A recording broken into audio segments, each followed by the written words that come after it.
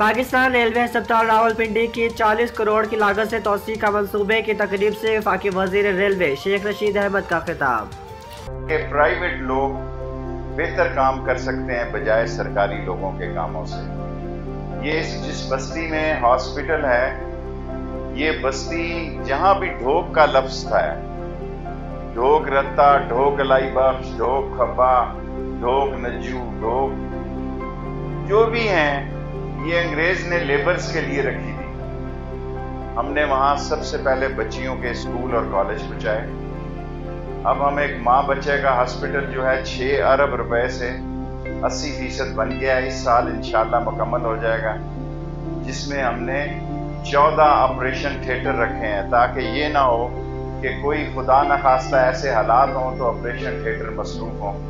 और most organise तरीके से और मोस्ट साइंटिफिक तरीके से हम उस हॉस्पिटल को बना रहे हैं। वो पाकिस्तान का जदीद तरीन हॉस्पिटल होगा। वजीर रेलवे के इस विजन और ख्वाब का अमली नमूना है जो उन्होंने गुज़श्ता साल Islamic international medical college trust के साथ एक वफद के साथ दौरान मुलाकात मिनिस्ट्री में फरमाया। हमारी जो बेटियां जिनके पास मल्टीपर्पज हाल नहीं थे, अगले हफ्ते इंशाल्लाह ताला ये अगले चौक में जो गवर्नमेंट काल का गर्ल्स कॉलेज है और उससे अगला जो सूबा गर्ल्स कॉलेज है, वहाँ पर हम 5 करोड़ की लागत से आपके इलाके की बेटियों के लिए 2 बेहतरीन मल्टीपर्पज हाल भी बनाने जा रहे हैं। मैं इन्हीं अल्फाज के साथ आप तमाम हज़रात का शुक्रिया अदा करता हूँ कि आप सुबह इस 10 बजे इतनी बड़ी तादाद में शेख रशीद अहमद साहब के लिए यहाँ पर हाजिर हुए। आपका बहुत बहुत शुक्रिया।